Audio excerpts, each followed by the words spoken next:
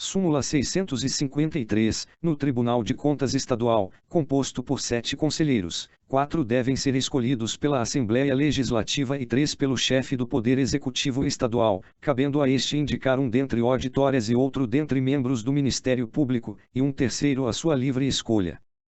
Súmula 654, a garantia da irretroatividade da lei, prevista no artigo 5º, SV, da Constituição da República, não é invocável pela entidade estatal que a tenha editado. Súmula 655, a exceção prevista no artigo 100, caput, da Constituição, em favor dos créditos de natureza alimentícia, não dispensa a expedição de precatório, limitando-se a isentá-los da observância da ordem cronológica dos precatórios decorrentes de condenações de outra natureza.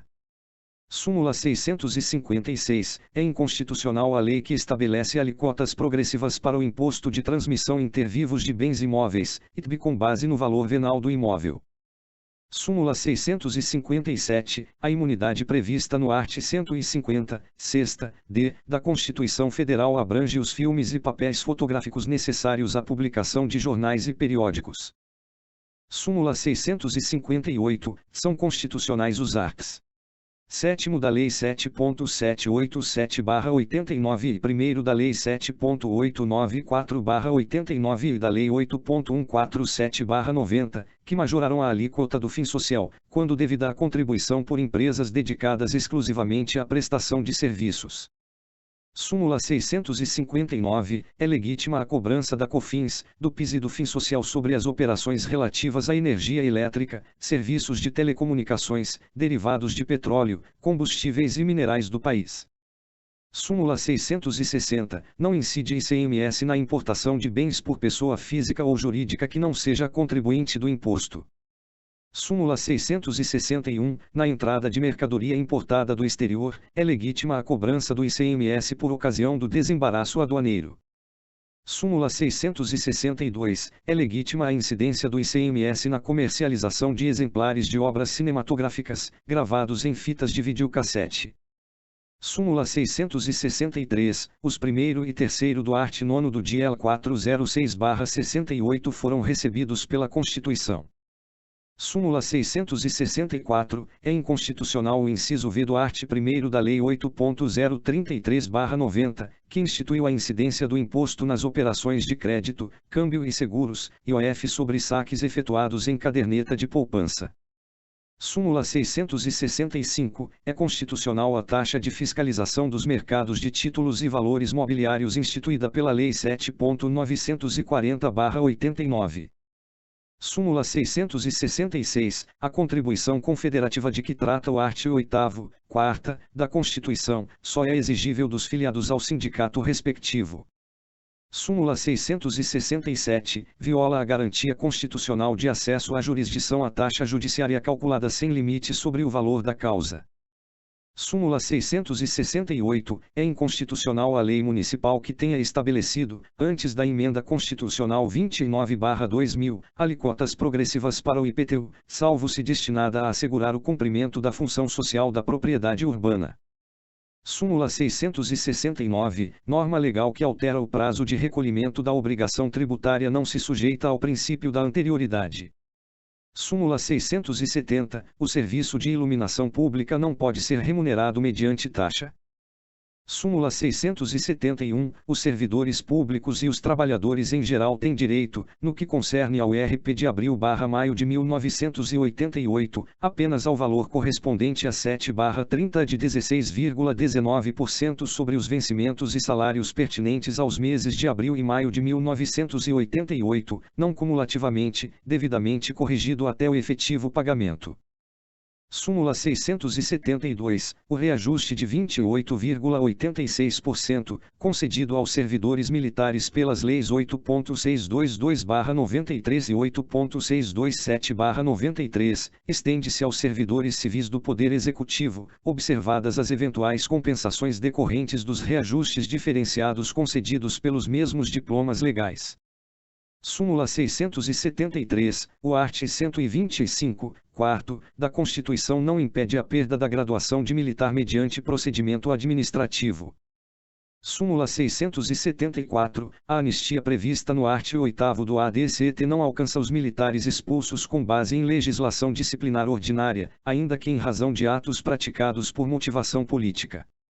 Súmula 675, os intervalos fixados para descanso e alimentação durante a jornada de 6 horas não descaracterizam o sistema de turnos ininterruptos de revezamento para o efeito do art. 7º, 14, da Constituição. Súmula 676, a garantia da estabilidade provisória prevista no art. 10, segunda, a, do ADCT, também se aplica ao suplente do cargo de direção de comissões internas de prevenção de acidentes, CIPA. Súmula 677, até que lei venha a dispor a respeito, incumbe ao Ministério do Trabalho proceder ao registro das entidades sindicais e zelar pela observância do princípio da unicidade. Súmula 678, são inconstitucionais os incisos I e terceira do art. 7º da Lei 8.162/91, que afastam, para efeito de anuênio e de licença-prêmio, a contagem do tempo de serviço regido pela CLT dos servidores que passaram a submeter-se ao regime jurídico único. Súmula 679, a fixação de vencimentos dos servidores públicos não pode ser objeto de convenção coletiva. Súmula 680, o direito ao auxílio alimentação não se estende aos servidores inativos. Súmula 681, é inconstitucional a vinculação do reajuste de vencimentos de servidores estaduais ou municipais a índices federais de correção monetária. Súmula 682, não ofende a Constituição a correção monetária no pagamento com atraso dos vencimentos de servidores públicos. Súmula 683, o limite de idade para a inscrição em concurso público só se legitima em face do art. 7º, XXX, da Constituição, quando possa ser justificado pela natureza das atribuições do cargo a ser preenchido. Súmula 684, é inconstitucional o veto não motivado à participação de candidato a concurso público.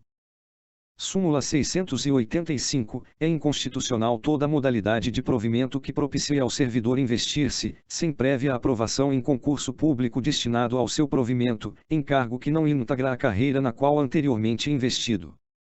Súmula 686, só por lei se pode sujeitar a exame psicotécnico a habilitação de candidato a cargo público. Súmula 687, a revisão de que trata o art. 58 do ADCT não se aplica aos benefícios previdenciários concedidos após a promulgação da Constituição de 1988. Súmula 688, é legítima a incidência da contribuição previdenciária sobre o 13º salário. Súmula 689, o segurado pode ajuizar ação contra a instituição previdenciária perante o juízo federal do seu domicílio ou nas varas federais da capital do Estado-membro. Súmula 690, compete originariamente ao Supremo Tribunal Federal o julgamento de habeas corpus contra a decisão de turma recursal de juizados especiais criminais. Súmula 691, não compete ao Supremo Tribunal Federal conhecer de habeas corpus impetrado contra a decisão do relator que, em habeas corpus requerido a Tribunal Superior, indefere a liminar.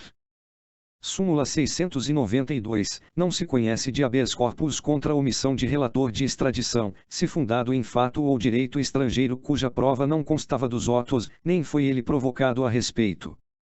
Súmula 693, não cabe habeas corpus contra a decisão condenatória à pena de multa, ou relativo a processo em curso por infração penal a que a pena pecuniária seja a única cominada.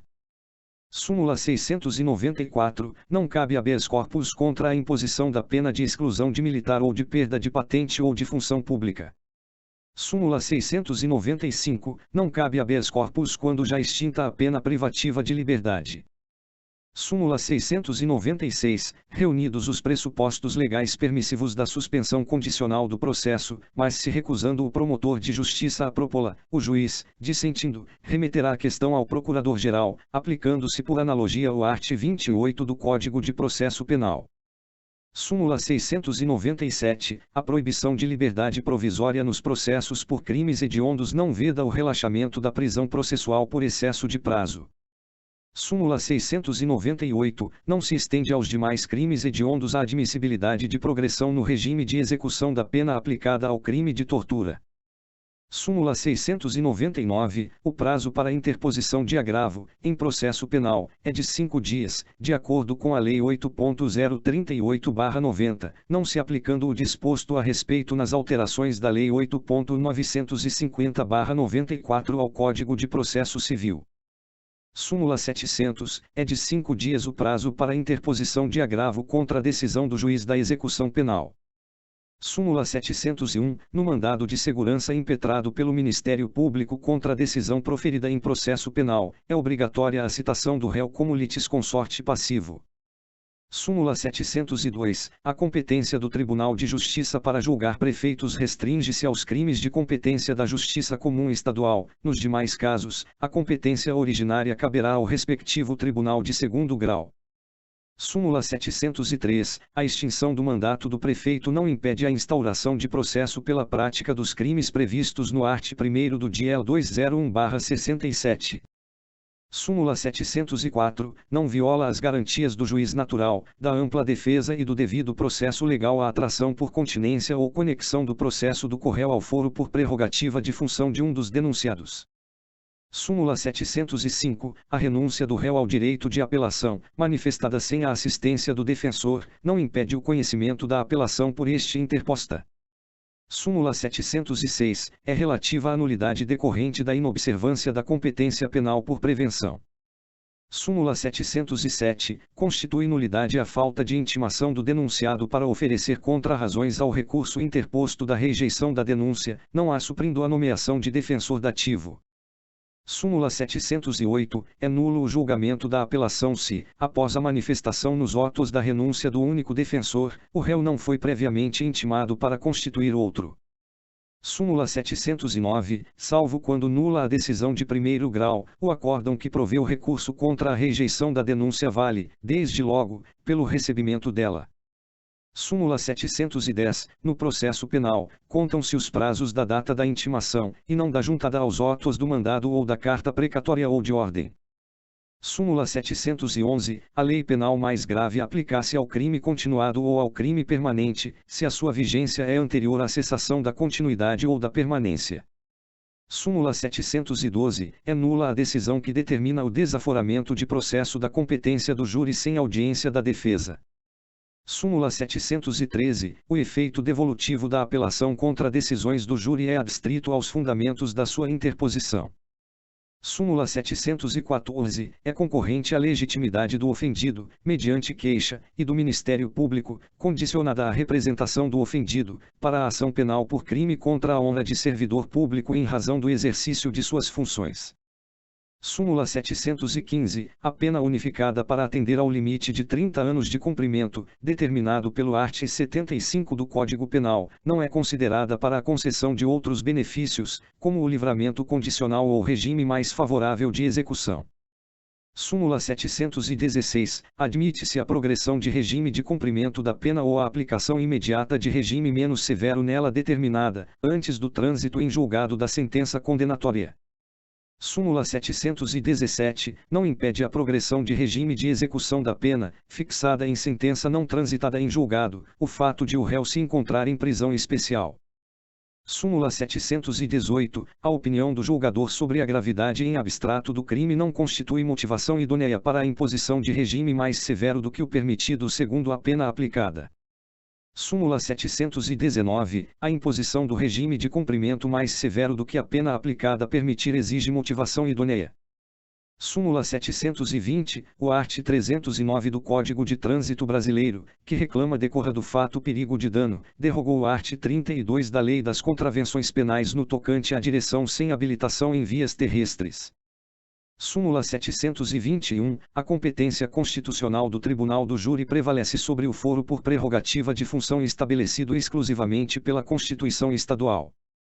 Súmula 722, são da competência legislativa da União a definição dos crimes de responsabilidade e o estabelecimento das respectivas normas de processo e julgamento. Súmula 723, não se admite a suspensão condicional do processo por crime continuado, se a soma da pena mínima da infração mais grave com o aumento mínimo de 1/6 for superior a 1 ano. Súmula 724, ainda quando alugado a terceiros, permanece imune ao IPTU o imóvel pertencente a qualquer das entidades referidas pelo art. 150, sexta, c, da Constituição, desde que o valor dos aluguéis seja aplicado nas atividades essenciais de tais entidades. Súmula 725, é constitucional o segundo do art. 6º da L. 8.024/90, resultante da conversão da MPR 168/90, que fixou o BTN fiscal como índice de correção monetária aplicável aos depósitos bloqueados pelo Plano Collor e súmula 726, para efeito de aposentadoria especial de professores, não se computa o tempo de serviço prestado fora da sala de aula. Súmula 727, não pode o magistrado deixar de encaminhar ao Supremo Tribunal Federal o agravo de instrumento interposto da decisão que não admite recurso extraordinário, ainda que referente à causa instaurada no âmbito dos juizados especiais.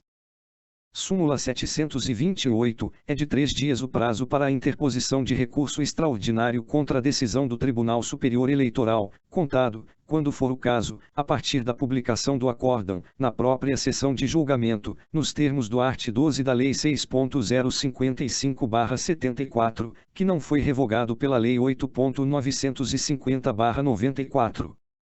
Súmula 729, a decisão na ADC 4 não se aplica à antecipação de tutela em causa de natureza previdenciária. Súmula 730, a imunidade tributária conferida a instituições de assistência social sem fins lucrativos pelo art. 150, sexta, c, da Constituição, somente alcança as entidades fechadas de previdência social privada se não houver contribuição dos beneficiários. Súmula 731 para fim da competência originária do Supremo Tribunal Federal, é de interesse geral da magistratura a questão de saber se, em face da LOMAN, os juízes têm direito à licença-prêmio. Súmula 732, é constitucional a cobrança da contribuição do salário educação, seja sob a Carta de 1969, seja sob a Constituição Federal de 1988, e no regime da Lei 9.424/96. Súmula 733, não cabe recurso extraordinário contra a decisão proferida no processamento de precatórios. Súmula 734, não cabe reclamação quando já houver transitado em julgado o ato judicial que se alega tenha desrespeitado decisão do Supremo Tribunal Federal. Súmula 735, não cabe recurso extraordinário contra acórdão que defere medida liminar. Súmula 736, compete à Justiça do Trabalho julgar as ações que tenham como causa de pedir o descumprimento de normas trabalhistas relativas à segurança, higiene e saúde dos trabalhadores.